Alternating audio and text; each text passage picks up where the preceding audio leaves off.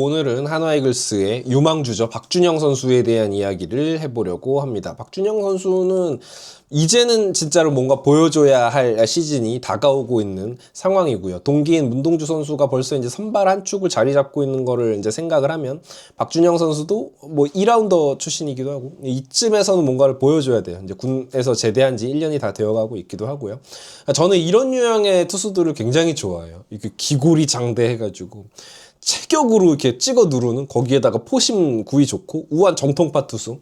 가깝게는 이제 코디 폰세가 진짜 압도적인 피지컬로 타자들을 위축시키는 스타일이었고, 길게 보면은 이제 하나이글스의 레전드 정민철 투수가 굉장히 긴 다리 기럭지를 과시하면서 뭐 그랬었는데, 이제 미디어나 스컴에서는 정우주 선수를 정민철 투수와 이렇게 같이 동일선상에 놓기도 하고 그러는데, 체형이나 이런 걸 봤을 때는 저는 박준영 선수가 조금 더 가깝지 않나. 물론 지금까지 1군에서 박준영 선수가 보여준 게 별로 없기 때문에 그렇기도 하겠지만, 알겠습니다. 한번 살펴보도록 하겠습니다. 신장이 190cm고요. 체중이 100kg이 넘어요.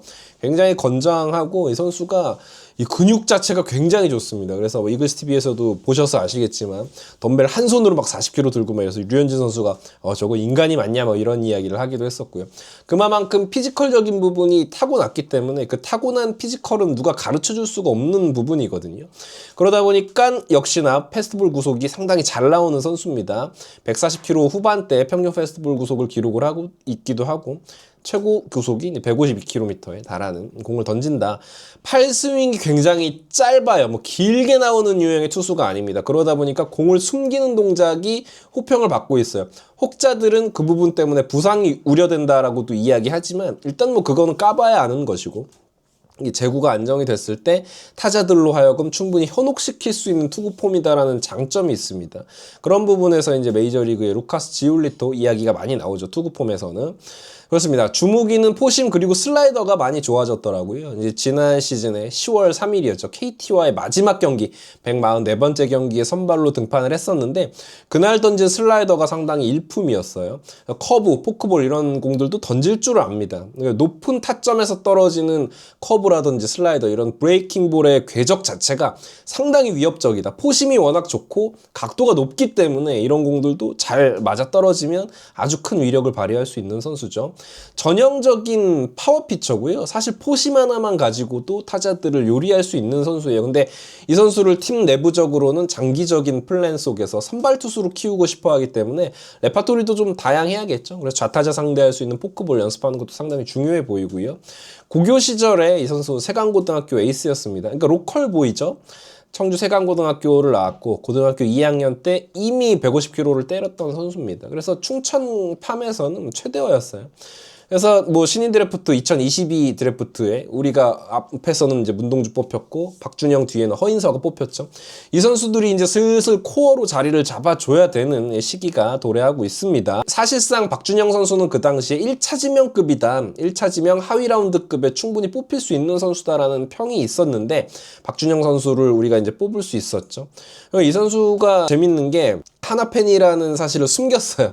드래프트에서 다른 팀한테 지명이 안 될까봐. 그래서 사실 하나이글스 응원한다고 해도 지명되거든요. 그런 부분에서 보면 좀 귀여운 구석이 있고, 이 선수가 인터뷰하고 이런 모습을 보면 굉장히 순수한 선수라는 생각이 들어요. 지난 시즌 퓨처스에서 그렇게 좋지 못합니다. 근데 이해를 해줘야 되는 게, 작년 4월에 제대했어요. 그것도 뭐 상무 다녀온 게 아니라 현역병으로 다녀왔었기 때문에 감 찾는 시즌이었다라고 볼 수 있겠죠. 퓨처스에서는 11경기 나왔고, 제가 이제 세부 지표에서 좀 좋아진 모습을 보여주자면 24.2이닝 동안 탈삼진이 이제 27개였어요. 그러니까 탈삼진이 이닝보다 많았던 부분, 피안타도 많았고 볼넷도 정말 어마어마하게 많이 내줬습니다.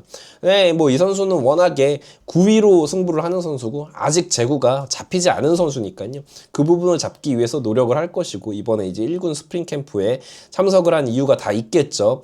1군 등판 2경기 때문에 이제 많은 분들이 박준영 선수에 대한 이름을 뇌리에 각인을 하셨을 텐데, 10월 3일 아까도 말씀을 드렸죠. 5이닝 동안 피안타는 3개밖에 없었는데 4사구 6개. 역시나 이닝보다 4사구가 많았어요. 이 부분을 조금 이 박준영 선수는 보완을 해야 되는 부분이고, 탈삼진 3개 그리고 2실점을 했는데, 이 실점 득점하는 과정도 마지막에 가면서 좀 힘이 떨어졌고, 이 경기는 우리가 뭐 지건 이기건 가을 야구가 확정된 상황, 그리고 순위가 확정된 상황이었기 때문에 박준영 선수가 119를 던졌습니다. 119를 넘게 던지는 과정 속에서 계속해서 패스트볼 구속을 유지했다라는 점이 이 선수의 스태미너가 대단하다라는 걸 느낄 수 있었죠.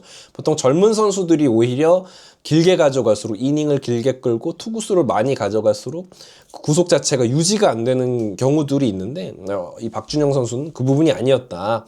예, 볼넷이 좀 많았지만 위기관리 능력도 보여주기도 했었고요. 물론 이제 그때는 KT도 그렇고 하나도 그렇고 약간의 이제 힘 빼는 경기였기 때문에 뭐 그럴 수 있었지만, 그렇습니다. 이야기를 말씀을 드리자면, 이 선수가 야구를 하게 된 계기 자체가 아버지는 축구를 시키고 싶으셨다. 그러니까 축구를 했어도 잘했을 것 같아요. 워낙이죠. 뭐 이탈리아 남자 같은 어떤 그런 피지컬을 가지고 있기 때문에.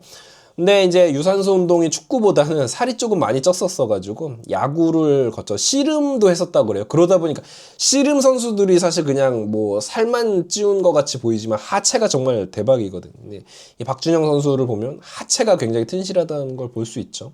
그래서 문동주 선수랑도 계속해서 좋은 관계를 유지하고 있다. 원래 보통 동기가 일단 먼저 잘 되면은 이 어린 나이에 좀 시샘을 할 수도 있는데, 그런 모습 전혀 없이 둘이서 상당히 친한 모습을 보여주고 있고, 성격도 상당히 좋죠.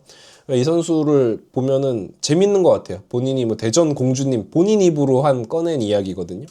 그런 거 보면 성격도 되게 좋은 것 같고, 물론 투수는 어쩔 수 없이 예민해야 되지만 뭐 그런 성격 플러스 이런 무던한 성격을 가지고 있다는 점에서 좋은 것들을 많이 가지고 있다고 생각해요. 하드웨어뿐만이 아니라 멘탈적인 부분에서도 상당히 배울 점이 많은 선수다라는 생각이 여러 차례 들었고, 근데 이제 문제는 제구를 잡을 수 있느냐.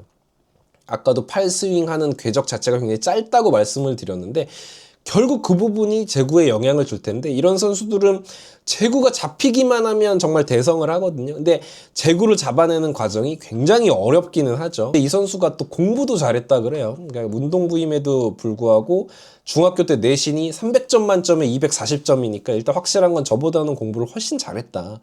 저는 운동도 안 했는데 공부도 못했고 뭐 하는 게 없는데, 이 선수는 전국 지명될 수 있는 상위 라운드에서 지명될 수 있는 피지컬과 야구 실력까지 갖췄는데 머리도 굉장히 영리한 선수다. 제구만 잡히면 돼, 이 선수는. 예, 공만 스트라이크 존에 넣을 수만 있는 선수만 되면은 머리 좋고 뭐 이 정도면 얼굴도 잘생기고, 그쵸? 그래서 이번에 박준영 선수가 1군 캠프에 갑니다. 그리고 굉장히 높은 확률로 호주와의 경기에 등판할 확률이 높죠. 아마도 1군 캠프에서 선발로 등판하기는 힘들 거예요. 선발로 등판하더라도 긴 이닝을 던지진 않을 겁니다. 짧게 던지면서, 지금 하나이글스는 어찌되었건 한승혁 선수의 공백을 메워줄 불펜 투수들이 양적으로 조금 구비가 되어야 되니 이 박준영 선수 그리고 윤산음 같은 선수들, 젊은 선수들을 많이 기용을 할 겁니다. 이민우 선수도 있고 뭐 주현상 선수도 있고 베테랑들도 있지만, 결국 하나이글스가 좀 더 건강한 팀으로 거듭나기 위해서는 이 젊은 선수들이 한두 명씩 자리를 잡아줘야 되거든요. 그 중심에 박준영이 있습니다. 22, 23, 24, 25 드래프트에 우리가 좋은 선수들을, 공빠른 선수들을 많이 드래프트를 했는데, 과연 이제 22 드래프트 때 뽑은 선수들부터 슬슬 이렇게 자리를 잡아가야 되거든요. 박준영 선수가 이번 시즌에 그 가능성을 보여줄 수 있을지가 상당히 중요해 보이고, 이 선수는 터지면 진짜 좀 크게 터질, 실링이 상당히 높은 유형의 선수이기 때문에 이번 시즌 그리고 이번 주 당장 연습 경기 그리고 시범 경기, 연습 경기들, 요런 경기들에서 이 박준영 선수의 피칭을 한번 기대해 보시고 유심히 보시는 것도 상당히 재미 포인트가 될 거다라고 생각을 합니다. 이글스 에브리데이였고요. 구독, 좋아요 부탁드립니다. 감사합니다.